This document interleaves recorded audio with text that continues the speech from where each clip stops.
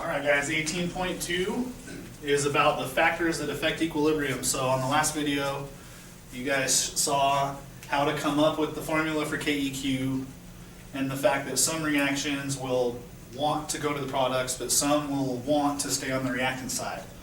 And so we have to learn how to force the chemicals to do what we want them to do. So in order to do that, we got to remember what collision theory is. So collision theory says that three things must be true in order for a reaction to happen. The first is that the reactants that are reacting must collide. The second thing is that they must have the proper orientation. And the third thing is that they must have the proper activation energy. And so that was chapter 17 when we were talking about that. But now we're going to use Le Chatelier's principle. He was a scientist a long time ago who figured out that you could force reactions to move one way or another by giving them some stress.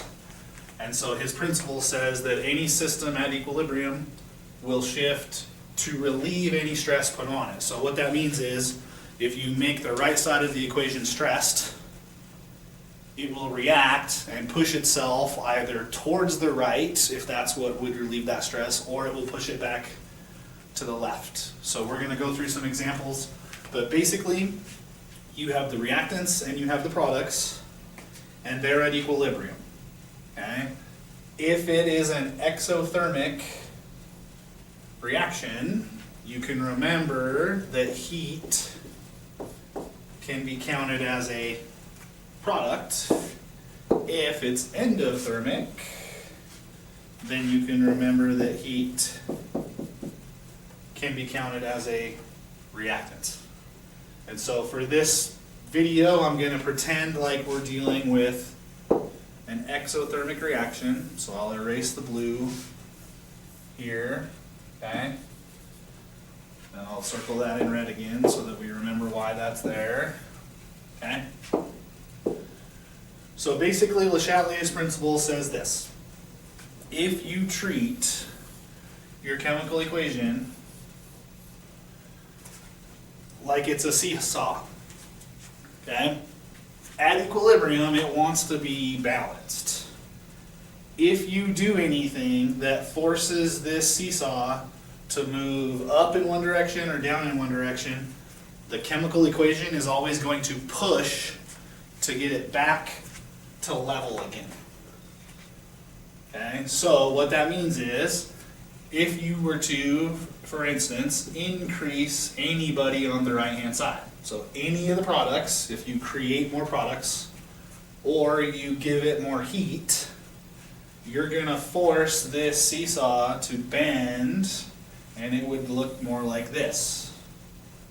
The reaction does not like that. It wants to be back to normal. So the only way it can get back to normal is to increase the rate at which it does the reverse reaction. It's going to try to take some of this extra weight and move it back over to the other side to get back to balanced again. And so what happens is this side will now have more collisions than normal, which will force more of the chemistry to work its way backwards. It's really just tied to collision theory and understanding that if you change this side of the reaction, you're either going to speed up or slow down the rate in which that one pushes backwards. In this case, by increasing it, we're increasing the forward or the reverse reaction. Okay? We didn't do anything to the forward reaction. We're just increasing the rate of the reverse, which will make the equilibrium shift and hopefully take it back to equilibrium. Okay? That is the purpose of this, is to try to force the reaction to go the direction we want it to. If you're trying to sell one of these products, you want to push that equilibrium to create as much product as you possibly can. And so if you don't manipulate the circumstances, it can be hard to do that, because some reactions will only go so far before they stop, which is what we learned in the last video. Okay? So now I'm just going to give you a quick rundown on concentration. Okay? These are the three main ways in which we can use Le Chatelier's principle. The book gives them to you in a different order. I grouped 1 and 2 together because they're really the same thing. You're just counting heat as a reactant or a product for this one. But concentration, okay? Generally, if you increase the concentration of anybody, then it'll shift it away from the increase.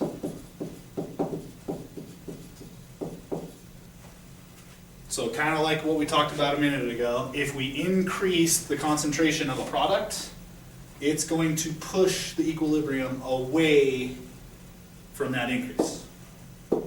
So what that means is, what if we do the opposite? What if we decrease the concentration of anybody? You are now going to say, okay, this side just got lighter. It's going to have less collisions, which means the forward reaction is going to, it'll always move toward the decrease. Okay, and we'll do an example of these in just a minute. Temperature is the same way, and this is why way back when we first learned thermochemistry, we had to remember that temperature can be written as a reactant or a product. If it's endothermic, then it's a reactant. If it's exothermic, it is a product, but then it still follows this same rule. So if you increase the temperature of the system, it's going to push away from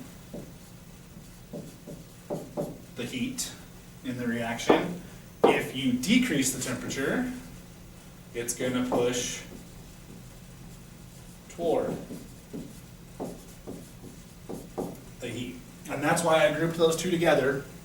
And that's because if you really remember that temperature can just be written as a reactant or a product, you're really doing the same thing by changing the temperature as you are by adding more chemicals to the system. Okay? And now volume. Okay? This ties back to our unit on gas laws and ideal gas law. If you increase the chamber, the size of the chamber, that is going to affect the pressure in the chamber and all of the other properties that the gas laws dictate. But what that means is that the reaction is going to try to push toward the side with more gas. It's going to try to fill that pressure void that you just created by increasing the volume. So an example of that would be 2H2 plus O2 becoming H2O. Let's say this is a liquid, this is a gas, this is a gas. Okay? If we were to run this in a larger volume after it was already at equilibrium, then because this side has 3 moles of gas and this side has none, it's going to shift it to the left so that it can try to fill that volume with gas. Which means that the opposite is also true. If you decrease the volume, then it's going to shift toward the side with less gas. Which most of you already know, because this, if we decrease the volume, we are compressing the gas. And we know from our gas laws chapter, if we continue to compress these, eventually they will be forced to go away from the gas phase and liquefy for us, which was an answer to one of your test questions a couple chapters ago. Okay? So now we're going to do just a quick example, generic example with no specific chemicals. Okay? I'm just going to put up here A, which is a gas, plus 2B, which is a solid. And we will put, let's see, A, B2, which is a gas. Okay? So let's say this system is already at equilibrium. Okay? We are first going to determine what would happen if we were to add more A to the chamber. Then we'll talk about what would happen if we remove B.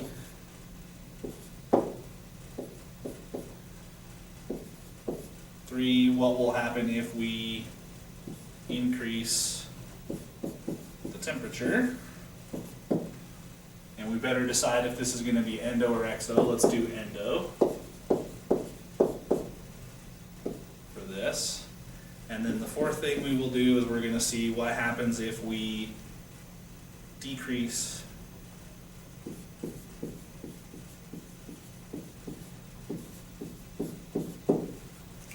the volume.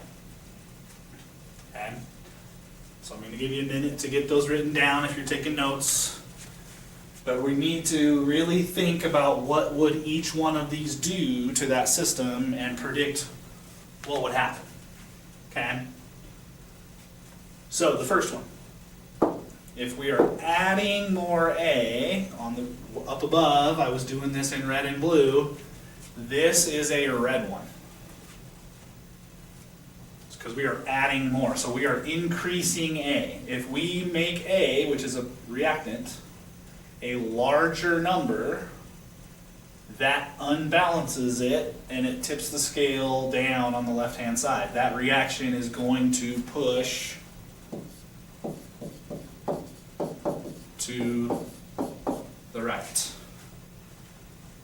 which is away from the increase in A. Okay? The second one, we're removing B.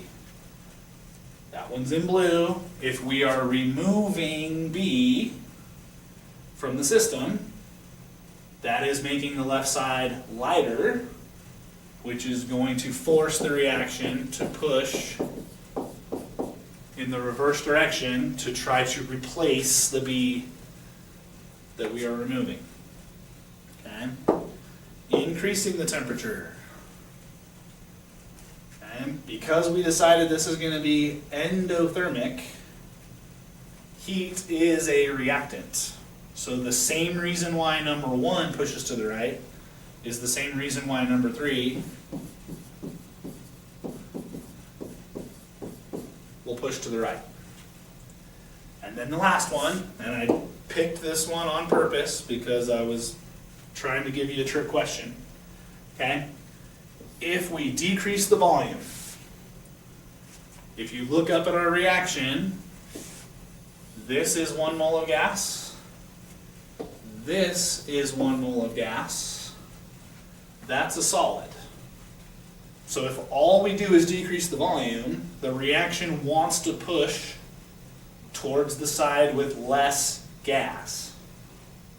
But the problem is, both sides have the same amount, which means this will have no change in the equilibrium. There is no side that it can push to that relieves that stress. So it's going to not change it at all. And the volume one is always one that can trick you, because the rule is it pushes towards the side with more gas or towards the side with less gas, but it is possible that they have the same amount of gas on both sides. And if that's ever the case, then the equilibrium does not change, because you are stressing both sides of the reaction the exact same amount. So hopefully that helps you able to answer any of these questions on the Chatlier's principle.